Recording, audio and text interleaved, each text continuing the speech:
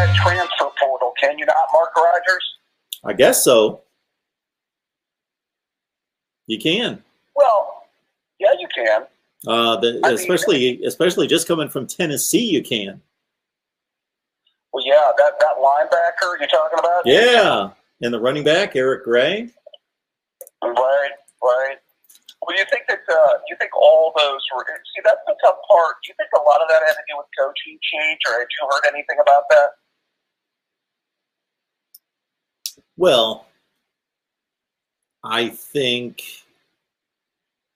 the coaching change didn't help. The coaching change, I don't know, because I don't know that their list is any longer than anybody else's for the most part, but the quality of the defections is pretty substantial there.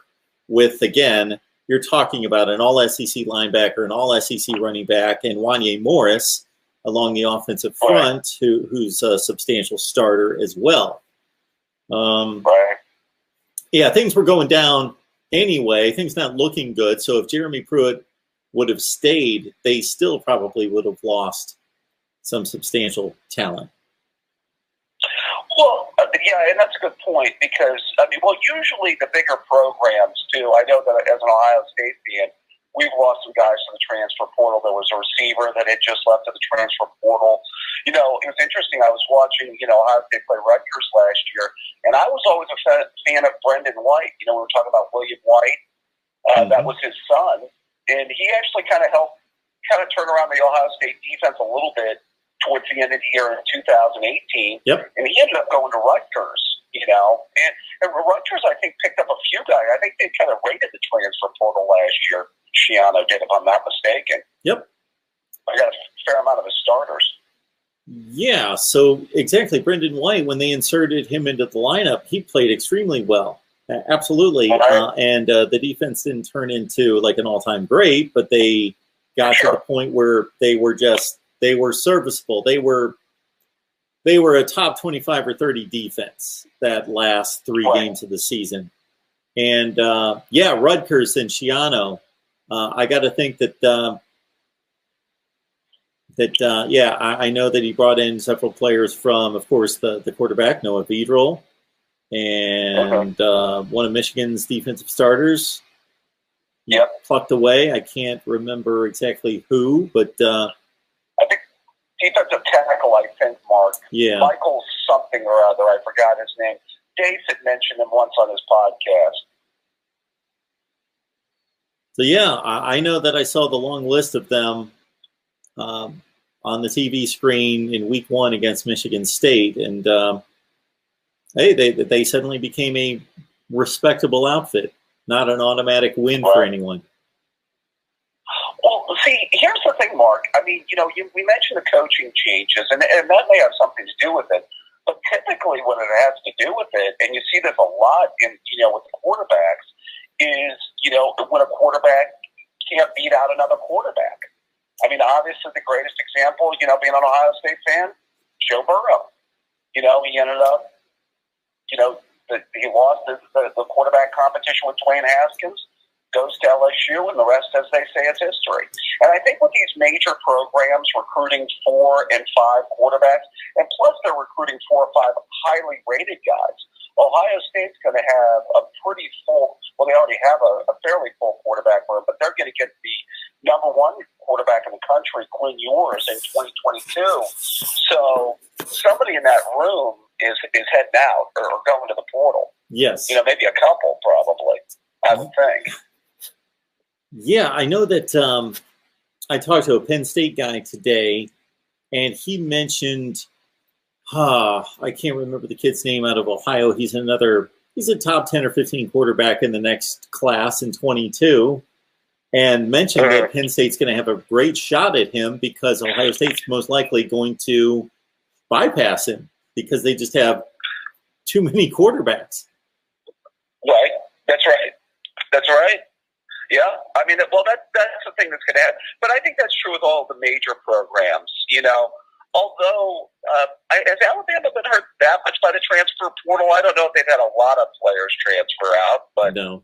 I mean, obviously, I guess you'd say Jalen Hurts would be the biggest name that would come to mind, right? Oh, I thought you were talking about this particular season. I know that I've looked at their list and it's inconsequential. But yeah, in terms of anything before now, of course, Jalen Hurts. Yeah, maybe some Alabama folks, Ballard and others can help us out. But I don't remember seeing any substantial Alabama players leave. Well, I mean, Jalen Hurts was the most obvious name that came to mind. Sure. But, right. I mean, other than that, I mean, there's no other major names that come to mind, or at least that went somewhere else and had a fairly significant impact. That's what I would say. But, from an Ohio State perspective, I mean, you could say, going into the Alabama game, our two most important players were transfers. Justin Fields and Trey Sermon. Yeah. Yeah. Right? Yes, you could. So I think that I think it's kind of like a little bit of a free agency. Do you liken it a little bit to the NFL, Mark, where you kind of build your team through the draft? Just like in college, you build your team through recruiting, but then, you pick up those kind of filler players through free agency, just kind of like you do through the transfer portal in college. You think that's a fairly good equation? What are your thoughts? Oh, absolutely. I've made the same analogy here, and that seems to be the wise way to approach it. Clemson and Alabama have not done much with the portal at all, but they don't really need to. Yeah, I think it's a way to assess your roster and then to be able to get near the end of a recruiting cycle and knowing that 90-some% are signed in December, to where a coach can assess his roster and say, okay, yes, we fortify and build our team through the recruiting process, but now we know, hey, we're a little shy here and a little shy there, and so why don't we do our best to get a inside linebacker and another offensive lineman and whatever. Right. Well, I know that my fellow Buckeye fan, the Rod Farva, had mentioned about the Buckeyes linebackers maybe being lacking going into next year. And, I know they were talking about getting that linebacker from Tennessee to transfer in. I'm kind of excited about some of their younger linebackers next year, although I do wish they would have gotten more playing time this year, although I think that not having more games and not having some games that probably would have been, more blowout type games would have allowed them to play some of their younger players. And we've talked about that before, but, especially at that linebacker position. So that's going to be interesting going forward as well.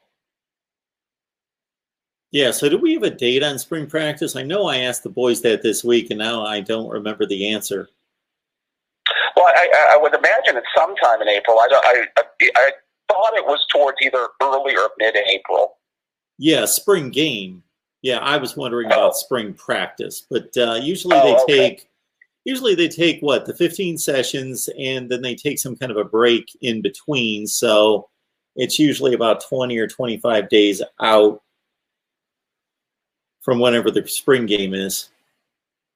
Right. So that probably puts us sometime around March. Yeah, so we're probably a month away.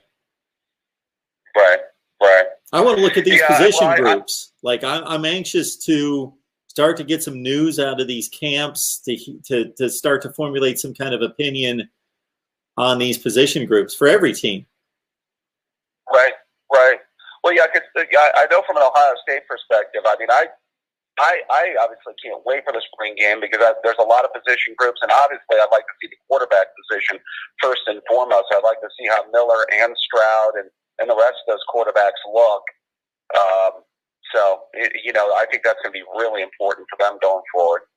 Not to say that the spring game is the be-all, end-all, because I know, Justin Fields didn't necessarily have a great spring game, and, the rest was history after that. Yeah, if I recall, it was like 4 out of 15. Right.